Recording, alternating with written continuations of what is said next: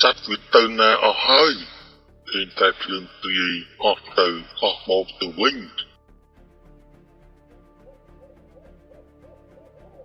សត្វវាផ្អើលនឹងសំឡេងកំភ្លើងនឹងណាតិចទៀតនឹងមានមកទៀតហើយព្រោះទីនេះមានប្រភពទឹកហើយបើរឿងភ្លើងព្រាយវិញបើគេមិនធ្វើអីយើងទេយើងនៅឲ្យស្ងៀមទៅបានហើយក្រហមឬរំពងពេញព្រៃពួកគាត់ទាំងពីរនាក់នៅស្ងៀមមិននិយាយអ្វីទាំងអស់ភ្នែកខំសម្លឹងរកមើលតើវាជាអាជើងធំមែនទេ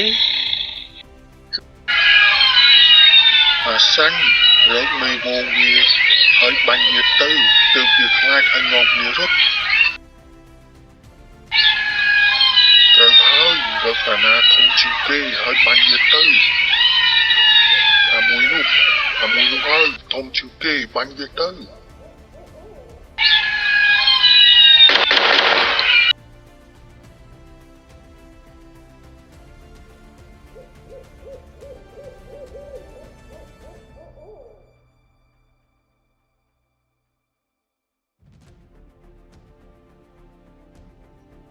តពីភាគមុន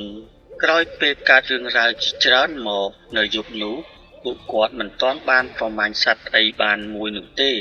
រីខ្លារខិនដែលគាត់បានសម្លាប់កាលពីយប់នោះគឺគាត់យកតែចង្កូមតែប៉ុណ្ណោះរួចហើយពួកគាត់ក៏សម្រេចចិត្តធ្វើដំណើរបន្តដើម្បីប្រមាញ់សត្វគាត់ទាំងពីរនាក់ក៏ធ្វើដំណើរបន្តកាត់ព្រៃចេះតែបន្តរហូតទៅដល់កន្លែងមួយតែមានទឹកមើលទៅទេសភាពទីនោះគឺស្រស់ស្អាតខ្លាំងណាស់គាត់បានមើលតាមមាត់ទឹកនៅទីនោះគឺមានដានជើងសត្វជាច្រើនបានចុះមកផឹកទឹកនៅទីនោះ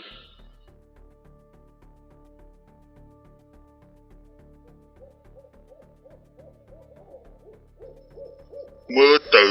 យើងគួរតែបោះធ្នាក់សម្រាប់នៅទីនេះហើយយើងនឹងប្រមាញ់សត្វពេលយប់នៅទីនេះមើលទៅមានសត្វជាច្រើនប្រភេទមកផឹកទឹកអូកន្លែងនេះត្រូវហើយយើងគួរសម្រាកនៅទីនេះចុះចាំបាច់ទៅណាទៀតទេយប់នេះពិតជាមិនខ្វះសត្វប្រមាញ់នោះទេបើមើលទៅតាមដានជើងគឺទីនេះមានសត្វគ្រប់ប្រភេទនឹងមករួមទាំងជើងធំក៏មានដែរ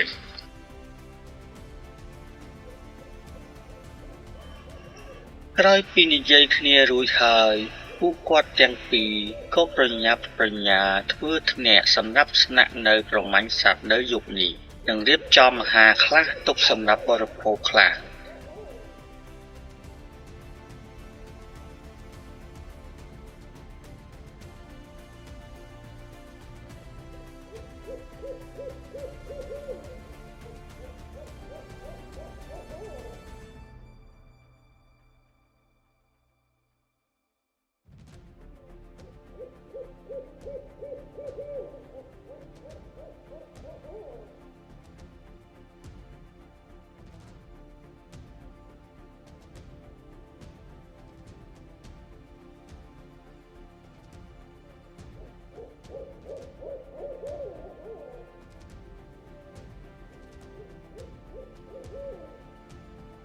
ពេលពួកគាត់ធ្វើធ្នាក់សម្រាប់ស្នាក់រួចរាល់ហើយនិងហូបរួចហើយពួកគាត់ក៏នាំគ្នាឡើងលើធ្នាក់សម្រាកពេលនោះមេឃក៏ចាប់ផ្ដើមងងឹតផងដែរក្រោយពីសម្រាកបានបន្តិចប្រហែលម៉ោង 8 យប់ពេលនោះក៏ចាប់ផ្ដើមមានសត្វខ្លះៗមកផឹកទឹកនិងរកចំណីនៅក្បែរនោះយូរប៉ុន្មានក៏មានសត្វឆ្លុះមួយបានដើររកចំណីមកក្បែរដើមឈើដែលពួកគាត់កំពុងតែស្នាក់នោះ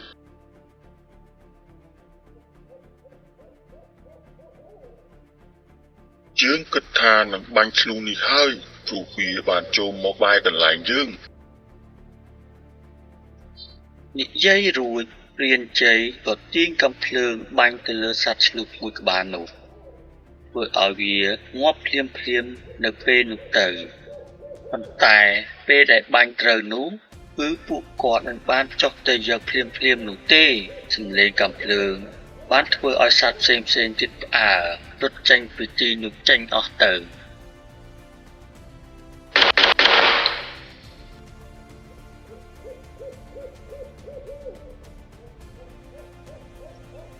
ក្រោយពីសភាពការប្រែជាស្ងប់ស្ងាត់បន្តិច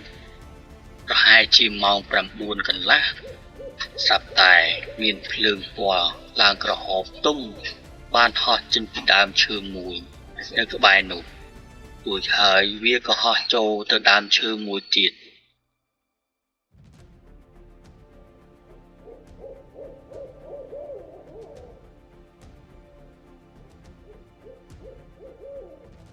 សត្វវាទៅណាអស់ហើយឃើញតែភ្លើងព្រាយអស់ទៅអស់មកទៅវិញ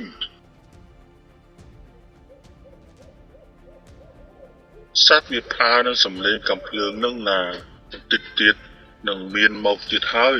ឧទីនេះមានប្រភពទឹកហើយបើរឿងភ្លើងព្រាយវិញបើគេមិនធ្វើអីយើងទេយើងនៅឲ្យស្ងៀមទៅបានហើយ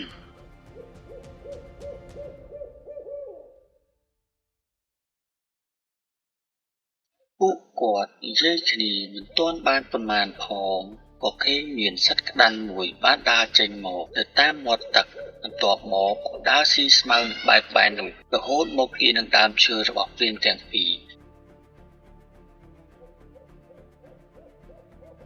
យើងនឹងប្រមាញ់មួយក្បាលនេះហើយ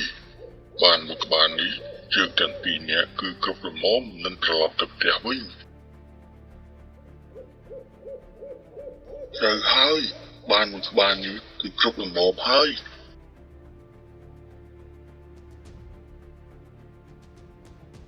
បន្ទាប់មកពួកគាត់ទាំងពីរក៏ទីកកំភ្លើងតម្រង់ទៅសត្វក្តាន់មួយក្បាលនោះហើយបានបាញ់ទៅលើសត្វក្តាន់មួយក្បាលនោះដោយសារតែសត្វក្តាន់មួយក្បាលនោះមិនបានងាប់ភ្លាមនោះទេនេះពេលដែលបាញ់ត្រូវនោះវាក៏ស្រែកដោយសំឡេងឈឺចុកចាប់មុននឹងវាដាច់ខ្យល់ងាប់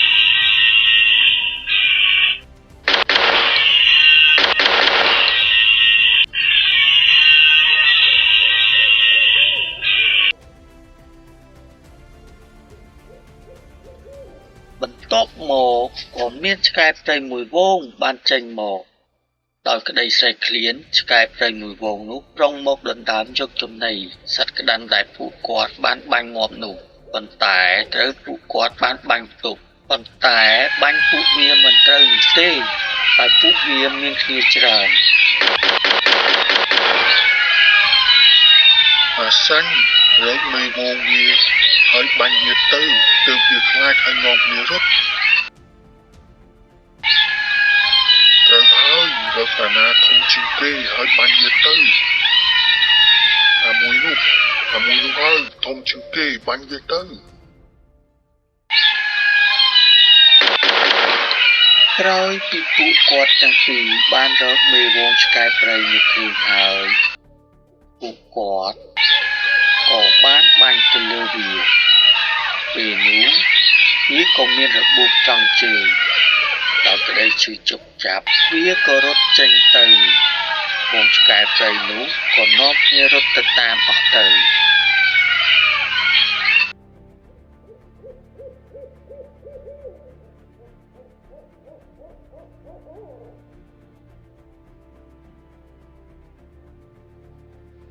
មិនយូរប៉ុន្មានក៏មានរឿងហេតុមួយទៀតបានកើតឡើងទំពេចនោះស្រាប់តែស្ងប់ស្ងាត់ខុសធម្មតាលែងមានសត្វព្រៃចុះមកផឹកទឹកនៅទីនោះទៀតសំឡេងក្រហមឬរំពងពេញព្រៃពួកគាត់ទាំងពីរនាក់នៅស្ងៀមមិននិយាយអ្វីទាំងអស់ភ្នែកខំសម្លឹងរកមើលតើវាជាអាជើងធំមែនទេសំឡេងក្រហមនោះចូលមកកាន់តែទៀតទៅក្រោយបើកបានបន្តិចក៏លេចមុខខ្លាដំបងមួយដ៏ធំដើរសំដៅមករកដើមឈើដែលពួកគាត់ស្នាក់នៅអញថាជើងធំមែនមើលទៅវាមិនមែនធម្មតានោះទេត្រូវហើយជាងនៅឲ្យស្ងៀមសិនទៅមិនទាន់ធ្វើអ្វីទាំងអស់ចាំមើលតើវាប្រុងធ្វើអី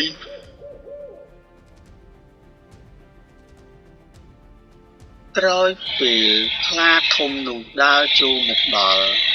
វាក៏នៅស្ងៀម សម្លឹងមើលឆ្វេងមើលស្ដាំមួយសន្ទុះបន្ទាប់មកវាដើរចូលសម្ដៅទៅរកសត្វក្តាន់ដែលគាត់ទាំងពីរបានបាញ់សម្លាប់ពីពេលមុននោះមិននៅចាំយូរព្រានទាំងពីរក៏បានបាញ់ទៅប៉ុន្តែព្រាននោះគ្រាន់តែបាញ់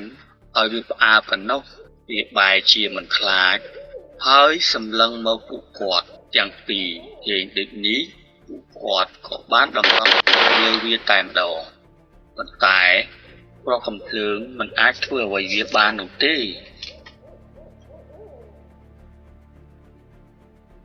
អាយ៉ាអានេះ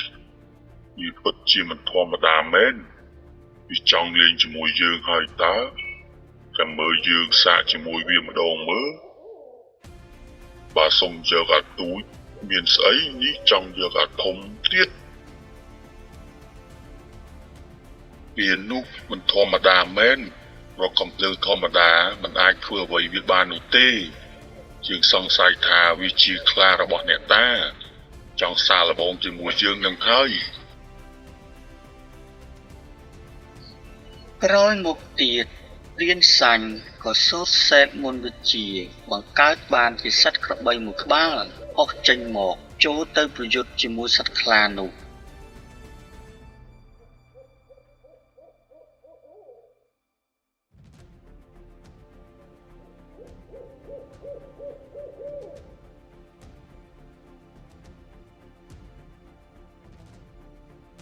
ការប្រយុទ្ធគ្នា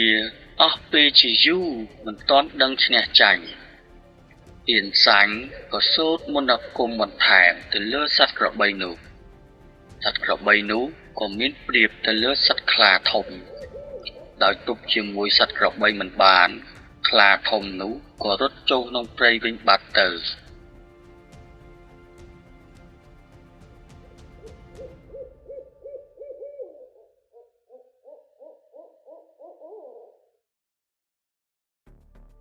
ក្រោយមកទៀតក៏មិនមានរឿងអ្វីកើតឡើងនោះទេរហូតដល់ព្រឹកឬដល់ព្រឹកឡើងពួកគាត់ក៏ប្រញាប់ប្រញាល់ប្រលះយកខ្សែដែលប្រមាញ់បាននោះត្រឡប់ចូលទៅក្នុងភូមិវិញទៅ